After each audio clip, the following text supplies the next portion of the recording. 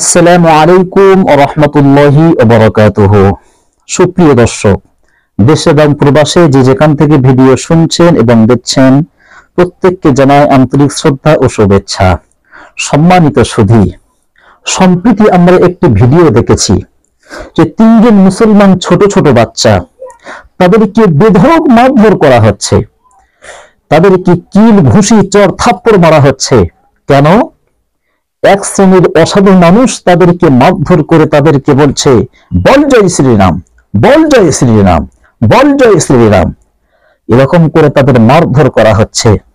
স্বভাববশত একটি বাচ্চা বলে ফেলেছে, হায় আল্লাহ।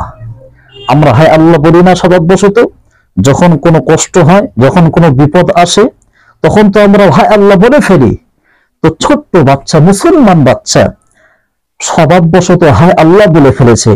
তার উপরে আবার তাকে চর থাপ্পড় লাগানো হচ্ছে যে বলো জয় শ্রীরাম, জয় শ্রীরাম বলতে তাদেরকে বাধ্য করা হচ্ছে।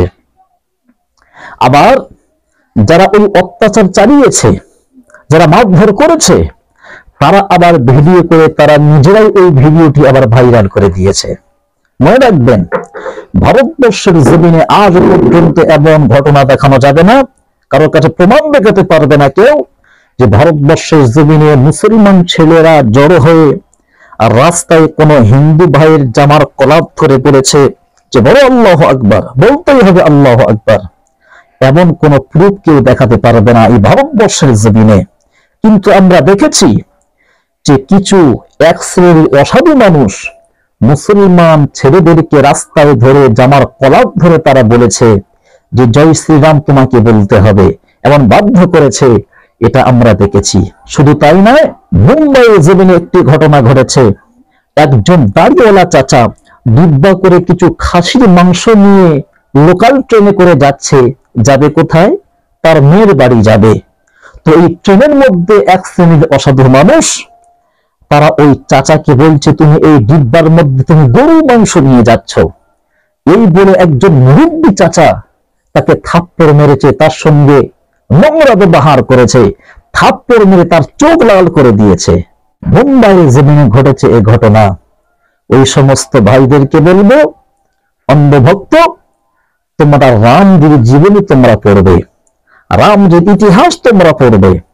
রামজি কিন্তু তোমাদের মতো নোংরা মানুষ ছিলেন না। রামজি ভালো মানুষ ছিলেন, কিন্তু তিনি তো বলে যাননি যে আমার নাম নিয়ে তোমরা মানুষদেরকে হত্যা করবে। তিনি তো বলে যাননি যে আমার নাম বলতে তোমরা মানুষদেরকে বাধ্য করবে।